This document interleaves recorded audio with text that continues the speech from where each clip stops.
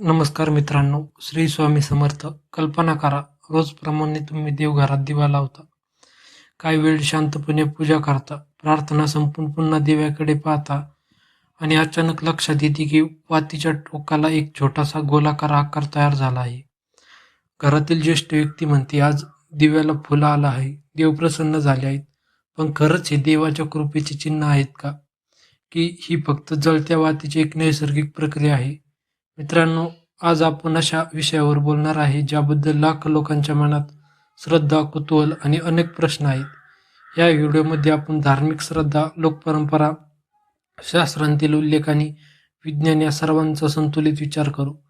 कोणत्याही श्रद्धेचा अनादर न करता आणि कोणत्याही अंधश्रद्धेला प्रोत्साहन न देता सत्य समजून घेण्याचा प्रयत्न करू. म्हणून हा व्हिडिओ शेवटपर्यंत नक्की पहा. दिवा म्हणजे फक्त प्रकाश नाही. हिंदू संस्कृतीत दिव्याला अत्यंत पवित्र स्थान दिले आहे. दिवा म्हणजे फक्त तेल, वात आणि ज्योत यांचे मिश्रण नाही, तो ज्ञान, आशा, श्रद्धा आणि सकारात्मकतेचे प्रतीक मानला जातो. घरात सकाळ संध्याकाळ दिवा लावण्याची परंपरा हजारो वर्षांपासून चालत आली आहे. असं मानलं जाते की जिथे प्रकाश असतो तिथे अंधकार टिकत नाही. त्याचप्रमाणे सद्भावना, भक्ती आणि चांगले विचार असतात तिथे नकारात्मकता कमी होते. म्हणूनच प्रत्येक शुभ कार्याची सुरुवात दीपप्रज्वलनाने केली जाते. दिव्याशी जोडलेल्या लोकश्रद्धा. भारताच्या वेगवेगळ्या भागात दिव्याबद्दल अनेक समजुती प्रचलित आहे. काही लोक म्हणतात, दिव्याची ज्योत स्थिर असेल तर घरात शांतता आहे. ज्योत खूप फडफडत असेल तर वारा किंवा वातावरणातील बदल असू शकतो. काही ठिकाणी याला आध्यात्मिक संकेत मानले जाते, पण त्याचा शास्त्रीय पुरावा नाही. दिव्यात फूल तयार झाले तर देव प्रसन्न आहेत अशी लोकमान्यता आहे. ही श्रद्धा पिढ्यानपिढ्या सांगितली गेली आहे. मात्र या समजुतींचा अर्थ समजून घेताना श्रद्धा आणि वस्तुनिष्ठ माहिती यांचा समतोल राखणे महत्त्वाचे आहे. आता आपण पुढील भागात सविस्तर पाहू. दिव्यातील फूल नेमके कसे तयार होते, याबद्दल धार्मिक परंपरा काय सांगतात, शास्त्रांमध्ये याचा थेट उल्लेख आहे का, आणि विज्ञान याचे कोणते स्पष्टीकरण देते. या सर्व प्रश्नांची उत्तर आपण एक एक करून शांतपणे आणि सखोलपणे जाणून घेणार आहोत. चला आता या रहस्याच्या आणखी खोल प्रवासाचा सुरुवात करूया. पूजेच्या दिव्यात फुल का बनते? लोकविश्वास, धार्मिक समजुती आणि गूढ रहस्य. मित्रांनो, आपल्या आजी आजोबांच्या तोंडातून आपण अनेकदा वाक्य ऐकले असेल, आज दिव्याला फुलं आले म्हणजे देव प्रसन्न आहेत. हे वाक्य अनेक घरांमध्ये आजही श्रद्धेने बोलले जाते. पण हा विश्वास नेमका कसा निर्माण झाला आणि यामागे खरोखरच धार्मिक आधार आहे का? आज आपण याच प्रश्नाचा शोध घेणार आहोत. लोकविश्वासाची सुरुवात. भारतीय संस्कृतीत अनेक परंपरा या पिढ्यानपिढ्या तोंडी सांगितल्या गेलेल्या आहेत. पूर्वी प्रत्येक गोष्टीचे लिखित स्पष्टीकरण उपलब्ध नव्हते. त्यामुळे अनुभव, निरीक्षण आणि श्रद्धा यांच्या आधारावर अनेक समजुती तयार झाल्या. अशाच समजुतीपैकी एक म्हणजे दिव्यात फूल बनणे शुभ असते. असे काही ठिकाणी असे मानले जाते की देवाने पूजा स्वीकारली, घरावर ईश्वराची कृपा आहे, नकारात्मक ऊर्जा कमी होत आहे, कुटुंबावर येणारे संकट दूर होईल. हे सर्व लोकविश्वास आहेत. ते अनेक कुटुंबांमध्ये आदराने मानले जातात, परंतु त्यांना सर्वसामान्य धार्मिक नियम समजून नाही. शास्त्रांमध्ये काय आहे? आता सर्वात महत्त्वाचा प्रश्न. वेद, उपनिषद किंवा प्रमुख पुराणांमध्ये दिव्यात फूल झाले म्हणजे देव प्रसन्न झाले असा स्पष्ट उल्लेख आढळतो का? आज उपलब्ध धार्मिक साहित्याचा अभ्यास केल्यास असा थेट उल्लेख आढळत नाही. धर्मग्रंथांमध्ये दिव्याचे महत्त्व, दीपदानाचे पुण्य आणि प्रकाशाचे प्रतिमात्मक महत्त्व यांचे वर्णन आहे. मात्र वातीवर तयार होणाऱ्या फुलाला दैवी संकेत म्हणून घोषित केलेले विधान उपलब्ध नाही. याचा अर्थ असा आहे नाही की श्रद्धा चुकीची आहे, तर एवढेच की ती लोकपरंपरेचा भाग आहे. शास्त्रातील स्पष्ट नियम नाही. श्रद्धा आणि अंधश्रद्धा. श्रद्धा म्हणजे भक्ती, नम्रता, ईश्वरावर विश्वास. अंधश्रद्धा म्हणजे कोणत्याही दाव्याची पडताळणी न करता त्याला अंतिम सत्य मानणे. जर दिव्यात फूल दिसले तर त्यामुळे तुमच्या मनात शांतता, कृतज्ञता आणि देवावरील प्रेम वाढत असेल तर ती आहे श्रद्धा. परंतु जर त्यावरून भविष्य सांगणे, भीती निर्माण करणे किंवा लोकांची दिशाभूल करणे सुरू झाले तर ते अंधश्रद्धेकडे झुकते. म्हणूनच श्रद्धा ठेवताना विवेकही तितकाच आवश्यक आहे. आतापर्यंत आपण लोकविश्वास आणि धार्मिक दृष्टिकोन समजून घेतला. पुढील भागात आपण पाहणार आहोत दिव्याच्या वातीवर फूल प्रत्यक्षात कसे तयार होते. त्यामागे कोणती वैज्ञानिक प्रक्रिया असते, तेल, तूप, वात आणि हवेचा त्यावर कसा परिणाम होतो, ही माहिती अनेक गैरसमज दूर करेल. म्हणून पुढील भाग नक्की पहा. पूजेच्या दिवेत फुल का बनते? विज्ञान काय सांगते? आतापर्यंत आपण लोकविश्वास आणि धार्मिक परंपरा समजून घेतल्या. आता या विषयाकडे विज्ञानाच्या दृष्टीने पाहू. विज्ञानाचा उद्देश श्रद्धेला कमी लेखणे नाही. विज्ञान नैसर्गिक प्रक्रिया समजून सांगते, तर श्रद्धा त्या अनुभवाला आध्यात्मिक अर्थ देऊ शकते. चला, दिव्याच्या ज्योतीत प्रत्यक्षात काय घडते ते पाहू. दिवा पेटल्यावर काय होते? दिव्यातील वात कापसाची असते. जेव्हा दिवा पेटवला जातो तेव्हा ज्योत थेट कापूस जळत नाही. तेल किंवा तूप वातींमधून वर खेचले जाते. उष्णतेमुळे ते वाफेच्या स्वरूपात बदलते आणि ही वाफ जळून ज्योत निर्माण होते. म्हणून दिवा जास्त वेळ जळत राहतो. फूल कसे तयार होते? आता सर्वात महत्त्वाचा प्रश्न.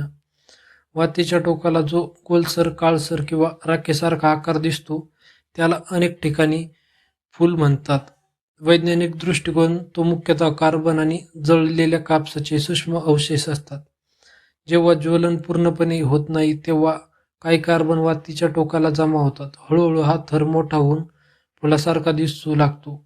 ही प्रक्रिया दिवा कसा लावला आहे, वात किती मोठी आहे, तेल किंवा तूप कोणते आहे आणि हवेचा प्रभाव किती आहे यावर अवलंबू शकते. प्रत्येक दिव्यात फूल का होत नाही? हा प्रश्न अनेकांना पडतो. कारणे अशी असू शकतात. वातीची जाडी वेगळी असणे, कापसाची गुणवत्ता, तूप आणि तेलातील फरक, ज्योतीला मिळणारा ऑक्सिजन, वाऱ्याचा वेग, वातीची लांबी यामुळे काही दिव्यांमध्ये मोठे फूल दिसते तर काहींमध्ये अजिबात दिसत नाही. श्रद्धा आणि विज्ञान एकत्र येऊ शकतात का? होय. जर एखाद्या भक्ताला दिवा पाहून मन शांती मिळत असेल तर तो अनुभव त्याच्यासाठी मौल्यवान असू शकतो.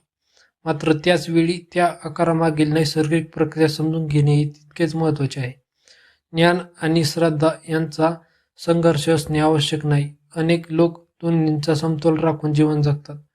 पुढील भागात आपण जाणून घेणार आहोत दिवा लावण्याची योग्य पद्धत, तुपाचा दिवा आणि तेलाचा दिवा यातील धार्मिक व पारंपरिक फरक, सकाळी आणि संध्याकाळी दिवा लावण्याचे महत्त्व, दीपदानाचे स्थान भारतीय परंपरेत आणि या सर्वांमधून आपण समजून घेऊ की खरा प्रकाश फक्त ज्योतीत नसून आपल्या विचारांमध्ये आणि आचरणातही असतो. पूजाच्या दिवेत फुल का बनते? धर्मग्रंथ, दीपाचे महत्त्व आणि खरी आध्यात्मिक शिकवण. मित्रांनो, आत्तापर्यंत आपण लोकविश्वास आणि विज्ञान समजून घेतले. पण आता महत्त्वाचा एक प्रश्न विचारूया. हिंदू धर्मात दिव्याला इतके मोठे स्थान का दिले जात आहे? याचे उत्तर केवळ परंपरेत नाही तर भारतीय तत्त्वज्ञानात दडले आहे. दिवा म्हणजे ज्ञानाचे प्रतीक. हिंदू परंपरेत अंधार हा अज्ञानाचे प्रतीक मानला जातो, तर प्रकाश हा ज्ञान, सत्य आणि विवेकाचे प्रतीक आहे. याच भावनेतून प्रसिद्धी प्रार्थना केली जाते. तमसोरमा ज्योतिर्गमः याचा अर्थ हे परमेश्वरा, मला अंधाराकून प्रकाशाकडे ने. येथील अंधार म्हणजे केवळ रात्रीचा अंधार नाही तर अज्ञान, भीती, लोभ आणि चुकीच्या विचारांचा अंधार आहे. आणि प्रकाश म्हणजे सत्य, ज्ञान, सदाचार आणि आत्मजागृती. म्हणूनच देवासमोर दिवा लावणे ही फक्त एक कर्मकांड नसून स्वतःच्या अंतःकरणात प्रकाश जागवण्याची आठवण आहे. तुपाचा दिवा आणि तेलाचा दिवा. भारतीय परंपरेत तुपाचा आणि तेलाचा दिवा दोन्ही वापरले जातात. काही घरांमध्ये तुपाचा दिवा विशेष पूजा, आरती किंवा सणांसाठी वापरला जातो, तर तीळ, मोहरी किंवा इतर तेलांचा दिवा दैनंदिन पूजेसाठी वापरला जातो. धर्मग्रंथांमध्ये वेगवेगळ्या प्रसंगानुसार विविध प्रकारच्या दीपदानाचा उल्लेख आढळतो. मात्र कोणता दिवा श्रेष्ठ आहे याबाबत सर्वत्र एकच नियम नाही. अनेक परंपरा स्थानिक आणि कौटुंबिक आहेत. महत्त्वाचा मुद्दा असा की भक्तीचा भाव हा दिव्याच्या प्रकाशापेक्षा अधिक महत्त्वाचा मानला जातो. दीपदानाचे महत्त्व. भारतीय संस्कृतीत दीपदानाला पुण्यकर्म मानले जाते. दिवाळी, कार्तिक महिना, देवळे, नद्यांचे घाट आणि तीर्थक्षेत्रांमध्ये दीपदान करण्याची परंपरा आजही जपली जाते. या कृतीचा संदेश असा आहे की जसा एक दिवा दुसरा दिवा पेटवतो आणि स्वतःचा प्रकाश कमी होत नाही, तसंच ज्ञान, प्रेम आणि मदत इतरांप्रमाणे पोहोचवावी, हीच दीपदानामागील सुंदर आध्यात्मिक शिकवण आहे. दिव्यात फूल दिसल्यावर काय करावे? जर तुम्हाला दिव्यात फूल दिसले तर घाबरण्याची किंवा अतिआनंदाने त्याचा चमत्कार म्हणून प्रचार करण्याची गरज नाही. त्याऐवजी देवाचे स्मरण करा, कृतज्ञतेने प्रार्थना करा. आपल्या मनात सकारात्मक विचार ठेवा आणि लक्षात ठेवा, ईश्वराची कृपा केवळ एका संकेतावर नाही तर ते आपल्या आचरणावरही अवलंबून आहे, असा अनेकांचा आध्यात्मिक विश्वास आहे. मित्रांनो, दिव्यातील फुले हे काहींसाठी श्रद्धेचे प्रतीक असू शकते, तर विज्ञानाच्या दृष्टीने ती नैसर्गिक ज्वलन प्रक्रिया आहे. या दोन्ही गोष्टी एकमेकांच्या विरोधात असण्याची गरज नाही. श्रद्धा आपल्याला नम्र बनवते, विज्ञान आपल्याला समजूतदार बनवते आणि विवेक या दोघांमध्ये सुंदर समतोल निर्माण करतो. याचा समतोल भारतीय संस्कृतीचे खरे सौंदर्य दडलेले आहे. पूजेच्या दिवेत फुल का बनते? अंतिम रहस्य, निष्कर्ष आणि जीवनाला दिशा देणारा संदेश. मित्रांनो, आता आपण या संपूर्ण प्रवासाच्या शेवटी आलोय. एका छोटासा दिवा, त्याची वात, छोटीशी ज्योत आणि वातीवर दिसणारे फूल, या साध्या गोष्टींमुळे अनेकांच्या मनात श्रद्धा, आशा आणि कुतूहल निर्माण होते. परंतु या प्रवासात आपण एक महत्त्वाची गोष्ट शिकलो. प्रत्येक अनुभवाचा धार्मिक, सांस्कृतिक आणि वैज्ञानिक अशा अनेक दृष्टिकोनात विचार करता येतो.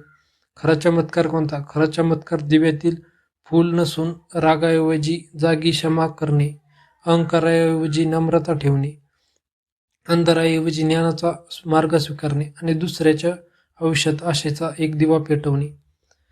दिवा आपल्याला दररोज आठवण करून देतो की लहानशी ज्योतही मोठा अंधार दूर करू शकते. त्याचप्रमाणे एक चांगला विचार, एक चांगले कर्म आणि एक प्रामाणिक प्रार्थना आयुष्यात सकारात्मक बदल घडू शकतो. मित्रांनो, जर पुढच्या वेळी तुम्हाला पूजेच्या दिव्यात फुल दिसले तर त्याकडे भीतीने किंवा अंधविश्वासाने पाहू नका. त्याऐवजी त्या क्षणी थोडा वेळ शांत बसा, देवाचे स्मरण करा, स्वतःच्या मनाचा विचार करा आणि स्वतःला एक प्रश्न विचारा: मी माझ्या आयुष्यात ज्ञान, प्रेम आणि सदाचाराचा प्रकाश वाढवत आहे का? कदाचित या प्रश्नाचे उत्तर कोणत्याही संकेतापेक्षा अधिक मौल्यवान असेल. मित्रांनो, जर हा व्हिडिओ तुम्हाला आवडला असेल आणि यातून काही नवीन माहिती मिळाली असेल तर व्हिडिओला लाईक करा, आपल्या मित्रपरिवारासोबत शेअर करा आणि अशाच धर्म, संस्कृती, इतिहास आणि विज्ञानाच्या संतुलित अभ्यास करणाऱ्या व्हिडिओसाठी आपल्या स्वामी भक्त सागर या यूट्यूब चॅनलला सबस्क्राईब करा. कमेंटमध्ये नक्की लिहा, तुमच्या घरी दिव्यात कधी फुल झाले आहे का आणि याबद्दल तुमच्या घरातील ज्येष्ठ काय सांगतात. तुमचे अनुभव आम्हाला नक्की वाचायला आवडतील. धन्यवाद. श्री स्वामी समर्थ. ओम शांती.